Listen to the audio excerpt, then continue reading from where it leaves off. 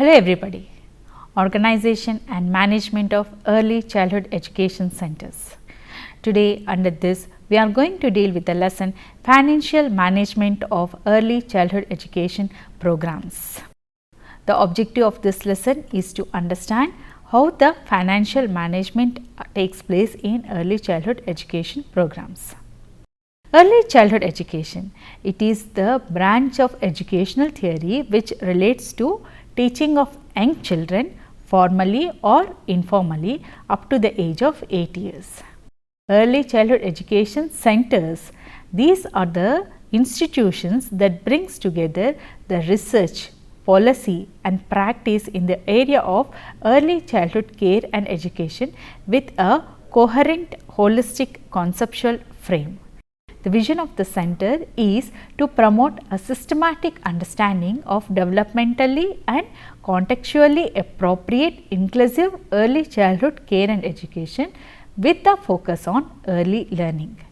The center's mission is to contribute to the national goals of social justice and equity by advocating and promoting every child's right to a solid foundation for life through early childhood care and education centers. The center aims towards the quality promotion through research, capacity building and advocacy. Developing new early care and education centers, making a significant improvement to the existing one invariably involves raising capital and complete the project. Having adequate and even inspiring facilities for the center based early care and education services will be the goal of all the leaders. And for this, financing and budgeting for early care and educational facilities, it provides information on how to go about on the budgeting and finding the sources for purchasing and maintaining the facilities. Budgeting involves the careful planning of the requirements of the center by taking into account a number of factors such as the present and anticipated number of sections, the strength of the children, the availability of accommodation of the classrooms, the first aid, dining, storage of equipment, stock and material management.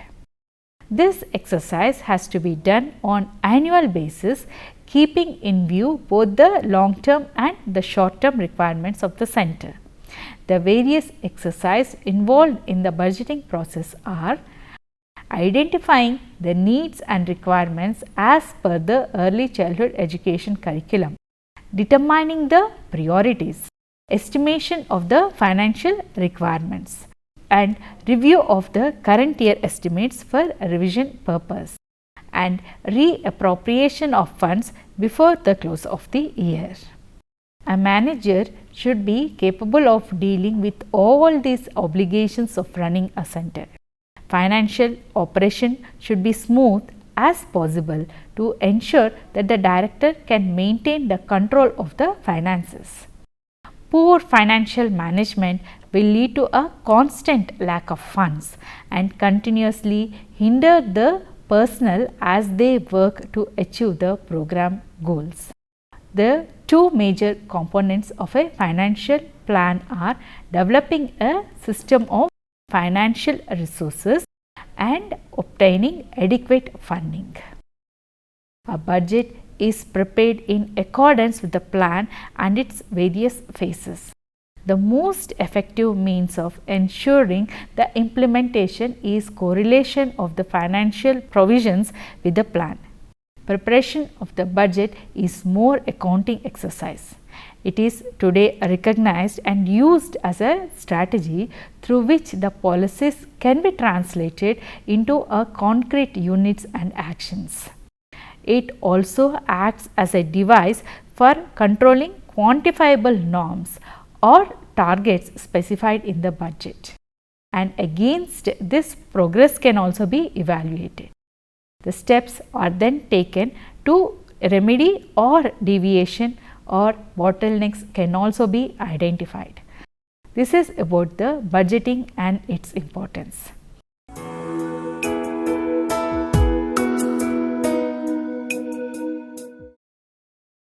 a major task of the director is preparing this budget. The director's role is to balance the income and expenses, and in some cases they have to show a profit also. The director prepares a budget by estimating the cost. The financial director's first task is to figure the program's cost. This task requires an overall understanding of the early childhood education programs, its goals and objectives. The director determines what is needed for the children in that particular community and the program, and then analyze the cost of meeting their needs. If other people are preparing the budget, the director works with them in interpreting the program needs. In their planning model, some objectives may have to be postponed, and sometimes they may need to be omitted because of the lack of funds. Priorities should be established on the basis of the program goals, while the cost and availability of funds determine the scope of the program. Determining the money or the amount of budget is a major part of the overall financial plan. This figure is arrived at by listing the items need to be operated the program for a year in categories like the salaries, space, equipment, and by determining with as much accuracy as possible how much each of these categories will cost, and the sum of the cost for each category is the amount of income needed for 1 year. The factors that will influence the total amount spent by a center and the ways in which the amount is allocated are the number and special needs and the ages of children enrolled, the teacher-child ratio, the staff training, the type and location of building, the amount of equipment already owned or available, the type of program and services provided, the general economic condition, the amount and type of in-kind contribution. The sum of the cost for each category is the cost of running the center for 1 year. Dividing this figure by the number of children to be served establishes the cost per child, a figure that can further be examined on a monthly, weekly, daily and hourly basis. It is also important to consider whether the center is a non-profit organization or a profit-making organization. Determining how much income will be available is the second step in preparing a budget. Many child care centers are started either by individuals or a group with limited resources and limited security. Yet the startup budget requires major amount of the capital. The startup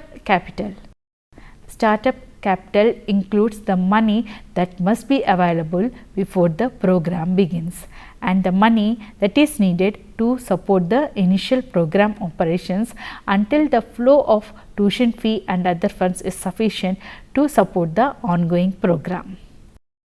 Operating funds. Operating funds refers to the amount needed to run the center and must include all the regular budget items. Once the facility is established and the basic equipment has been purchased, the income must be adequate to ensure the daily program operation. In determining the amount needed, a break-even chart is useful. Next comes the variable cost. Variable costs are determined which change as children are added or subtracted. Using the break-even chart, the director projects the income basing on the enrollment. Then the third step in preparing the budget is adjusting the budget figures. While it is relatively easy to change the budget figures on paper, the chronic budgetary problem that will drain the staff energy from the daily operations will remain unless the center can actually reduce the cost on the level of income earned. each expense must be analyzed with an eye towards the relative importance in the overall program. Can the equipment budget be lowered by substituting some free inexpensive material? Can the food be of low cost? So, these will be the considerations to equal the budget.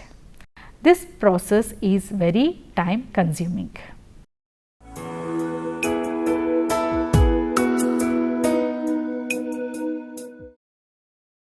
A critical step in the process of starting a child care center is developing both the startup and operation budgets for the prospective program.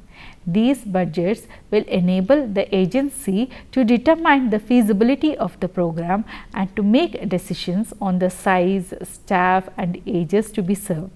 The budget will also indicate the level of outside funding that will be needed to support this early childhood education programs. So, the budget can be classified in several ways. The creation of a new center demands one kind of budget, while the ongoing operation of a center requires a budget of different type.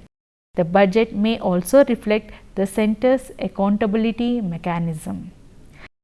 When the center is beginning the operation, the director prepares two types of budgets, that is the startup budget and the operational budget. The startup budget.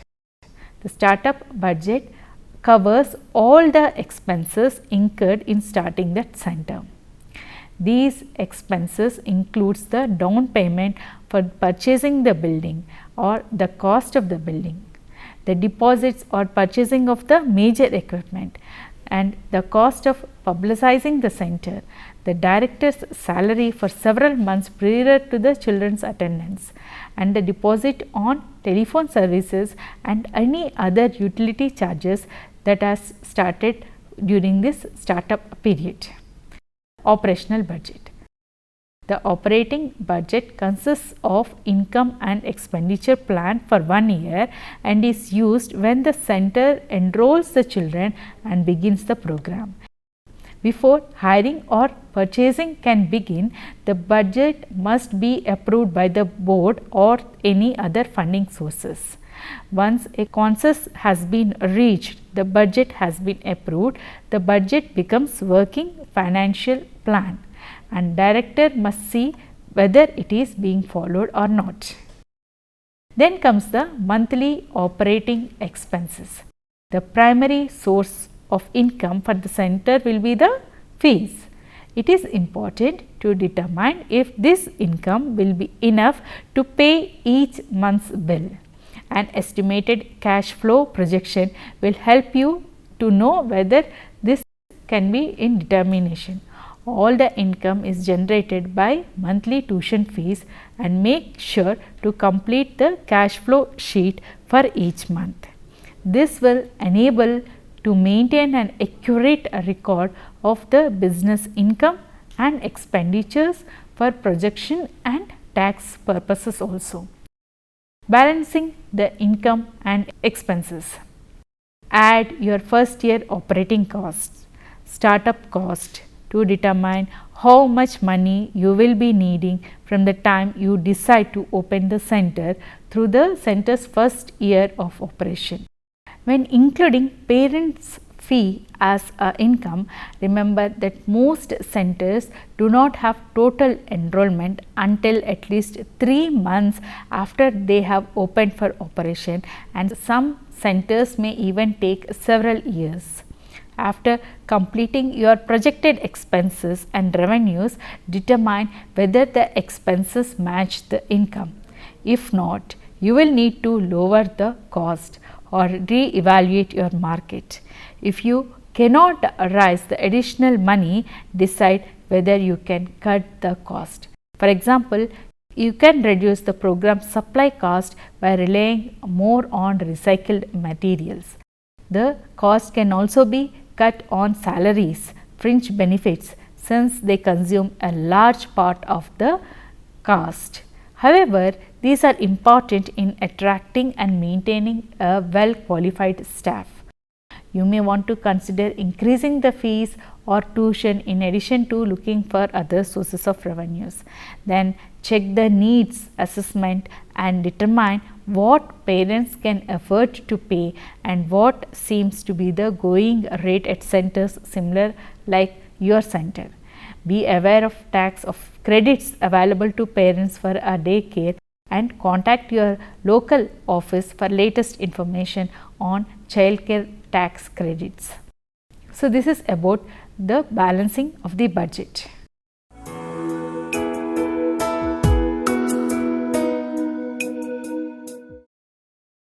The budget is a major tool used by the financial director for management of center finances and also balancing the income and expenses is the only aspect for overall ongoing financial system.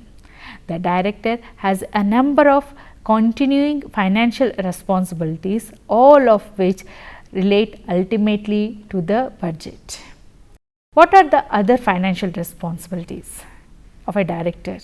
Designing the budget system, ordering of the goods and services, making payments, recording the transaction, handling the cash, handling the salaries categories, making reports, auditing. All this comes under other financial responsibilities of the director. Let us look in detail at each of these responsibilities. Designing the budget system. Once the sources and amount of income have been determined, these facts must be written down along with the plan of spending. Small centers can use a very simple format. Many centers use budget codes or account numbers assigning a 3-digit number to each budget category and use a separate number for each item within that category.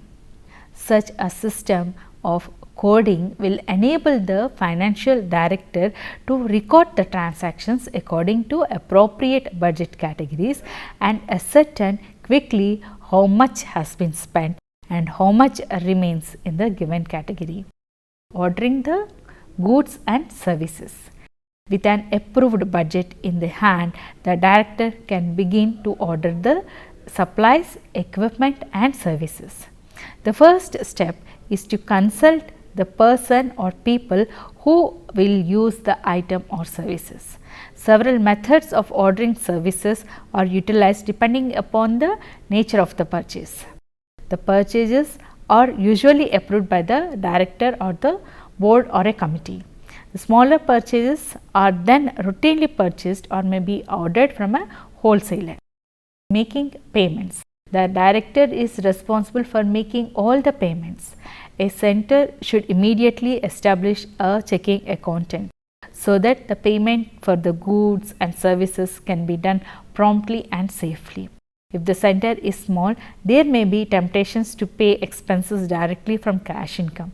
In making the payments, it is very useful to write down the purpose of the check both on the check and also on records. And it is also important to take advantage of the discounts for prompt payments on the quantity of purchase and to avoid the finance charges for late payments. Before paying for any item, it is important to verify the items received and to see that they are in proper quantity and also quality, and then the price as a invoice is correct. Then the next important financial responsibility is recording the transactions. Whenever a financial transaction occurs, it should be recorded immediately in a specific format. Access to a personal computer makes it easy and provides readily available reports, which shows that the financial position of the center on a weekly basis, monthly basis and yearly basis. Voucher. An individual's record of the transaction is called the voucher.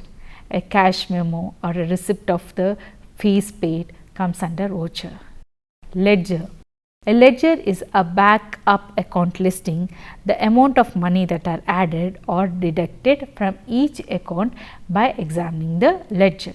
The director can see the activity in each of these accounts. Then comes handling petty cash. The director also regulates the cash funds and maintains sufficient cash to keep the system working effectively. This fund is usually small because the serious loss of thefts or carelessness may occur when large amounts are kept in hand.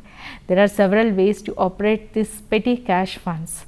Each teacher may receive a sum of money to spend for the classroom, or the director may allocate certain sum per staff member and present an appropriate receipt for it.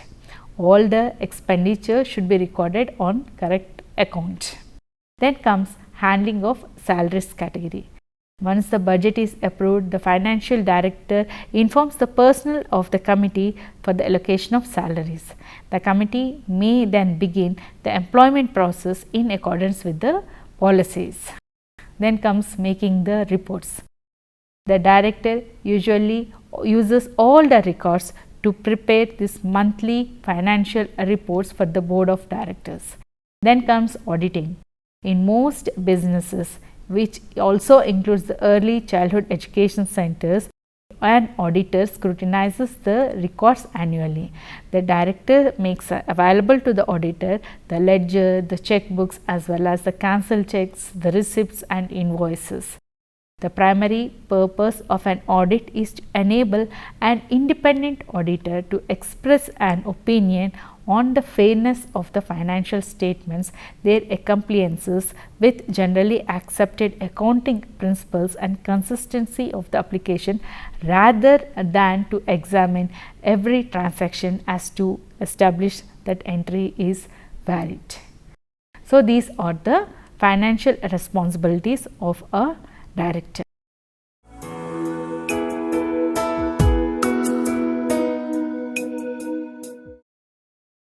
Number of groups.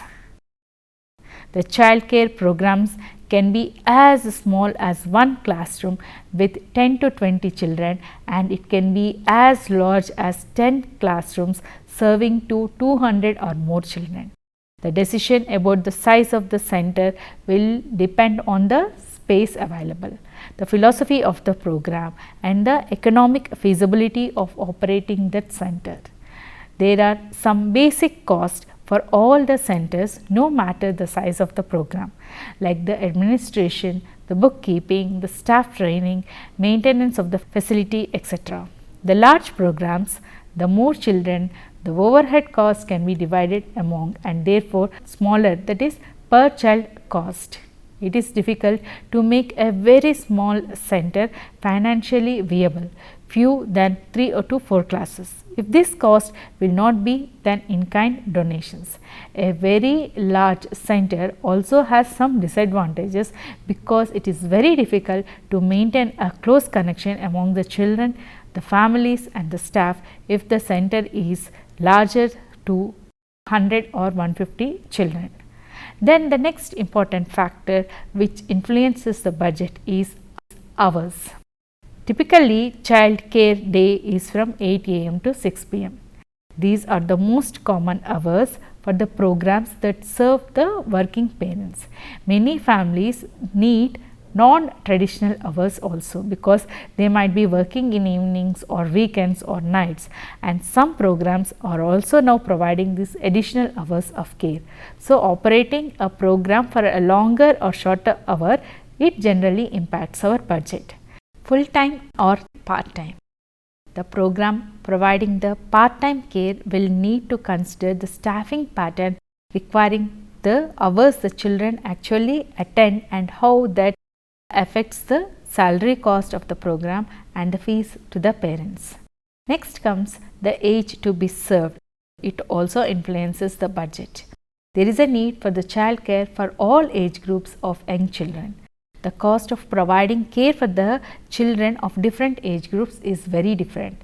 The cost of the care of infants and toddlers is high because these young children require high staff or to child ratio. For example, at least 4:1 for the children up to 12 months and 5:1 for children up to 1 or 3 years of age. The market rate for this care is 50% more than the preschool care. So, the cost of the care for preschoolers, that is from the age group of 3 to 5, is somewhat lower because the ratio of this age group will be 10:1. That is, for every 10 children, one staff member will be enough. This is also the care that is most available and the age at which many parents choose to move their children into more formal and center based care.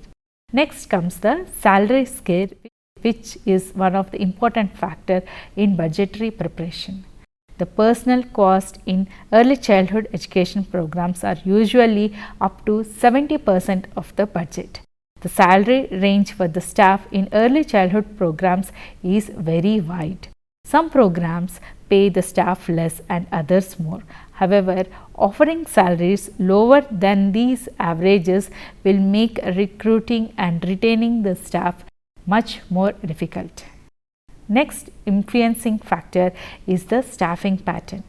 The staffing pattern, the salary scale, they determine spent on the salaries and the largest item in any childcare budget.